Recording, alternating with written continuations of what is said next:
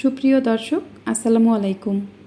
আজ আমি আপনাদের জন্য রমজান স্পেশাল আলুর চপ ও বেগুনির রেসিপি নিয়ে হাজির হয়ে গেলাম। আমার তৈরি করা আজকের এই বেগুনি ও আলুর চপগুলো ঠান্ডা হয়ে যাওয়ার পরেও দীর্ঘ সময় পর্যন্ত মুচমুচে থাকবে এবং এগুলো খেতেও কিন্তু অনেক সুস্বাদু হবে।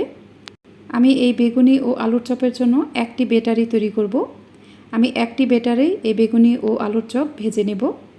আশা করছি আজকের এই রেসিপিটিও আপনাদের সবার কাছে খুবই ভালো লাগবে। চলুন তাহলে রেসিপিটি দেখে নেওয়া যাক। এর জন্য একটা মিক্সিং বলে আমি নিয়ে নিব 2 কাপ পরিমাণ বেসন। বেসনটা অবশ্যই খুব ভালোভাবে চেলে নিতে হবে। এরপর আমি এখানে নিয়ে নিব 3 চা চামচ পরিমাণ চালের গুঁড়া। আমি এখানে চা চামচ দিয়ে উঁচু উঁচু করে 3 চা চামচ পরিমাণ চালের গুঁড়া নিয়ে নিলাম। এরপর আমি এখানে উঁচু উঁচু করে 3 চা চামচ পরিমাণ ময়দা নিয়ে নিব। এরপর আমি এখানে নিয়ে নিব 1/4 চা চামচ বেকিং সোডা। এখানে বেকিং সোডাটা অবশ্যই খুবই অল্প পরিমাণে দিবেন, আর বেকিং সোডাটা কিন্তু বাদ দিতে যাবেন না। বেকিং সোডা দেওয়ার ফলে এই আলুর চপ ও বেগুনি অনেক সময় পর্যন্ত মুচমুচে থাকবে।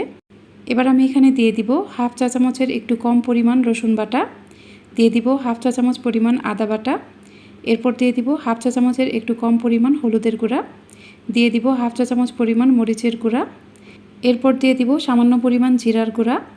এরপর আমি এখানে স্বাদ অনুযায়ী লবণ দিয়ে দিব। এবার আমি এখানে অল্প অল্প করে পানি দিয়ে একটা ব্যাটার তৈরি করব। এখানে অবশ্যই অল্প অল্প করে পানি দিতে হবে, একবারে বেশি পানি দেওয়া যাবে না। আমি এখানে একটা ব্যাটার তৈরি করে নিব। আমি হ্যান্ড হুইক্সের সাহায্যে সব কিছুই খুব ভালোভাবে নেড়ে মিশিয়ে নেব। এখানে কিছুটা করে পানি দিতে হবে এবং এই ব্যাটারটা একটু সময় নিয়ে খুব ভালোভাবে নাড়তে হবে। অনবরত এইভাবে নেড়ে নেওয়ার ফলে আলুর চপ ও বেগুনিগুলো খুব ভালোভাবে ফুলে উঠবে। সবচাইতে ভালো হয় আপনারা যদি একটা ডাল ঘুটনির সাহায্যে এই পর্যায়ে ব্যাটারটাকে খুব ভালোভাবে ঘুটে নেন, তাহলে বেগুনি ও আলুর চপটা খুব ভালোভাবে ফুলে উঠবে। আমি একটু সময় নিয়ে এই ব্যাটারটা অনবরত এইভাবে নেড়ে নিব। অনবরত নেড়ে নেওয়ার পর যখন দেখবেন এটা অনেক বেশি স্মুথ হয়ে গেছে এবং এর কালারটা কিছুটা চেঞ্জ হয়েছে, তখন বুঝবেন ব্যাটারটা পারফেক্টভাবে হয়ে গেছে। আমি ব্যাটারটা খুব ভালোভাবে নেড়ে নিয়েছি। আমি একটা আঙুলের সাহায্যে এই ব্যাটারের ঘনত্বটা আপনাদের দেখিয়ে দিচ্ছি। দেখুন, আঙুল থেকে বাড়তি ব্যাটারটা পড়ে যাওয়ার পরেও আঙুলে কিন্তু ব্যাটারের একটা প্রলেপ পড়ে আছে। আমি একটা চামচের সাহায্যে আপনাদেরকে এই ব্যাটারের ঘনত্বটা দেখিয়ে দিচ্ছি। দেখুন, ব্যাটারের ঘনত্বটা এরকম হবে। এই ব্যাটারটা খুব বেশি পাতলাও হবে না, আবার খুব বেশি ঘনও হবে না। এখন আমি এই ব্যাটারটা রেস্টে রাখব 10 থেকে 15 মিনিটের জন্য। আমার ব্যাটারটা তৈরি করা হয়ে গেছে। এখন আমি আলুর চপের জন্য আলুর পুরটা রেডি করে নিব। আমি এখানে 4টা বড় সাইজের আলু ভালোভাবে সেদ্ধ করে ম্যাশ করে নিয়েছি। আলুগুলোকে অবশ্যই খুব ভালোভাবে ম্যাশ করে নিতে হবে। খেয়াল রাখতে হবে আলুতে যেন কোনো দলা না থাকে। আমি এখানে একটা সেদ্ধ করে নেওয়া ডিম নিয়েছি। এই ডিমটাকে আমি একটা গ্রেটারের সাহায্যে গ্রেট করে এই আলুর মাঝে দিয়ে দিব। আপনারা চাইলে ডিমটা বাদ দিতে পারেন, তবে ডিম দিলে এই আলুর চপের টেস্ট কয়েক গুণ বেড়ে যায়। এরপর আমি এখানে কিছু পেঁয়াজ কুচি ও কাঁচামরিচ কুচি তেলের মাঝে ভেজে নিয়েছি। পেঁয়াজটাকে আমি একদম বেরেস্তার মতো করে ফেলিনি। পেঁয়াজ কুচিটা কিছুটা নরম থাকা অবস্থায় আমি এটা নামিয়ে ফেলেছি। পেঁয়াজ কুচিটা এইভাবে তেলের মাঝে একটু ভেজে দেওয়ার ফলে এই আলুর চপটা খেতে অনেক বেশি ভালো লাগে। আপনারা অবশ্যই এইভাবে একবার বাসায় ট্রাই করে দেখবেন। এবার আমি এখানে দিয়ে দিব 1 চা চামচ পরিমাণ চাট মশলা। এরপর দিয়ে দিব 1/2 চা চামচের একটু কম পরিমাণ গরম মশলার গুঁড়া। এরপর আমি এখানে 1 চা চামচের মতো চিলি ফ্লেক্স দিয়ে দিব। আমি এখানে কয়েকটি শুকনা মরিচ হালকা করে ভেজে তারপর হাত দিয়ে ভেঙে নিয়েছি। শুকনা মরিচটা এভাবে দেওয়ার ফলেও কিন্তু আলুর চপটা খেতে অনেক ভালো লাগে। এবার আমি এখানে স্বাদ অনুযায়ী লবণ দিয়ে দিব। এরপর সব কিছুই খুব ভালোভাবে হাত দিয়ে মেখে নিব। সব কিছুই ভালোভাবে মেখে নেওয়ার পর আমি হাতে কিছুটা তেল মেখে নিয়েছি। হাতে তেল মেখে নেওয়ার ফলে আলুর চপটা খুব সহজেই বানানো হয়ে যাবে। আমি কিছুটা আলুর পুর হাতে নিয়ে 2 হাতের সাহায্যে এভাবে আলুর চপের আকৃতি করে নিব।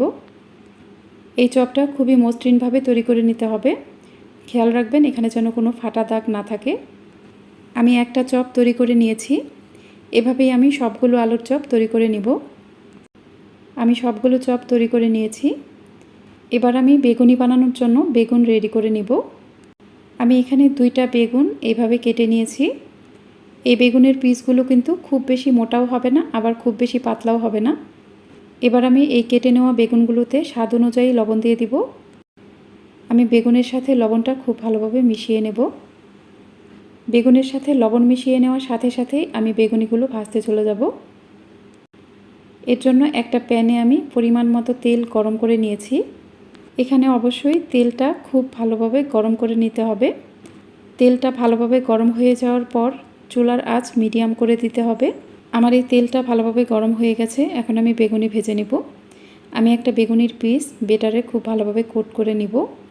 এরপর আমি বাড়তি বেটারটুকু ঝরিয়ে গরম তেলের মাঝে বেগুনিটা দিয়ে দিব। এভাবেই আমি কয়েকটা বেগুন বেটারে ডুবিয়ে তারপর গরম তেলের মাঝে দিয়ে দিব। বেগুনিগুলো তেলে দেওয়ার কয়েক সেকেন্ড পরেই এগুলো প্রথমবার উল্টে দিতে হবে। আমি বেগুনিগুলো একটা একটা করে উল্টে দিব। এগুলো অবশ্যই তেলে দেওয়ার কয়েক সেকেন্ডের মধ্যেই উল্টে দিতে হবে। সাথে সাথেই উল্টে দেওয়ার ফলে দুই পাশেই সমানভাবে ফুলে উঠবে। দেখুন বেগুনিগুলো উল্টে দেওয়ার ফলে কিন্তু দুই পাশেই খুব সুন্দরভাবে ফুলে উঠেছে। এভাবেই আমি বেগুনিগুলো উল্টে পাল্টে একটু কড়া করে ভেজে নেব। একটু কড়া করে ভেজে নেওয়ার ফলে বেগুনিগুলো অনেক সময় পর্যন্ত মুচমুচে থাকবে। বেগুনিগুলো ভাজা হয়ে গেছে, এগুলো আমি উঠিয়ে নেব। দেখুন প্রথম ব্যাচের বেগুনিগুলোই কিন্তু অনেক বেশি সুন্দর হয়েছে। আমি আরও কয়েকটি বেগুনি ভেজে আপনাদের দেখিয়ে দিব। বেগুনিগুলো তেলে দেওয়ার সাথে সাথেই কিন্তু এগুলো উল্টে দিতে হবে, তাহলেই দেখবেন বেগুনিগুলো দুই পাশে সমানভাবে ফুলে উঠবে। এভাবেই আমি বেগুনিগুলো উল্টে পাল্টে সোনালি কালার করে ভেজে নেব। আমার এই বেগুনিগুলো ভাজা হয়ে গেছে। দেখুন আমার এই বেগুনিগুলো দেখতে কতটা সুন্দর হয়েছে। এই বেগুনিগুলো কিন্তু দীর্ঘ সময় পর্যন্ত মুচমুচে থাকে। আপনারা অবশ্যই আমার পুরো ভিডিওটি ফলো করবেন। এবার আমি আলুর চপগুলো ভেজে নেব। আমি একটা কাঁটা চামচের সাহায্যে আলুর চপগুলো বেটারে ডুবিয়ে গরম তেলের মাঝে দিয়ে দিব। এ পর্যায়ে চুলার আঁচ মিডিয়াম থাকবে। এখানে চুলার আঁচ কিন্তু কোনোভাবেই কমিয়ে দেওয়া যাবে না। চুলার আঁচ কমিয়ে দেওয়ার ফলে আলুর চপের মাঝে তেল ঢুকে যাবে। আর এগুলো ভাজার সময় চুলার আঁচ বারবার কমানো বা বাড়ানো যাবে না, তাহলেও কিন্তু আলুর চপের মাঝে তেল ঢুকে যাবে। দর্শক, আপনাদের কাছে আমার একটা অনুরোধ, যারা এখনও আমার চ্যানেলটি সাবস্ক্রাইব করেননি তারা প্লিজ আমার চ্যানেলটি সাবস্ক্রাইব করে দিবেন। আর যারা অলরেডি চ্যানেলটি সাবস্ক্রাইব করেছেন তাদেরকে অসংখ্য অসংখ্য ধন্যবাদ। দেখুন আলুর চপগুলো কিন্তু খুব সুন্দরভাবে ফুলে উঠেছে। এই আলুর চপগুলো বাইরের দিকটা হবে অনেক বেশি ক্রিস্পি এবং ভেতর দিকটা হবে অনেক নরম। এই আলুর চপটি খেতেও কিন্তু অনেক বেশি মজার হয়। আপনারা অবশ্যই একবার বাসায় ট্রাই করবেন, দেখবেন বাসার ছোট বড় সবাই এই আলুর চপটি খেতে অনেক বেশি পছন্দ করবে। আমার আলুর চপগুলো ভাজা হয়ে গেছে। দেখুন এগুলো দেখতে কতটা সুন্দর হয়েছে। আমি এগুলো উঠিয়ে নিলাম। এভাবেই আমি সবগুলো আলুর চপ ভেজে নেব। আমি সবগুলো আলুর চপ ও বেগুনি ভেজে নিয়েছি। দেখুন আমার আলুর চপ ও বেগুনিগুলো কতটা সুন্দর হয়েছে। এগুলো ঠান্ডা হয়ে যাওয়ার পরেও কিন্তু দীর্ঘ সময় পর্যন্ত মুচমুচে থাকবে। আপনারা অবশ্যই ভিডিওটি না টেনে পুরো ভিডিওই দেখার চেষ্টা করবেন। আপনারা আসছে রমজানে এই রেসিপিটি অবশ্যই ট্রাই করবেন। আর আমার আজকের এই রেসিপিটি আপনাদের কাছে ভালো লাগলে অবশ্যই আমার চ্যানেলটি সাবস্ক্রাইব করে পাশে থাকা বেল আইকনটি প্রেস করে দিবেন। আর যারা এই ভিডিওটি ফেসবুক থেকে দেখছেন তারা আমার পেজটিকে লাইক ও ফলো দিয়ে রাখবেন। আমি একটা বেগুনি ভেঙে এর ভেতরটা আপনাদের দেখিয়ে দিচ্ছি।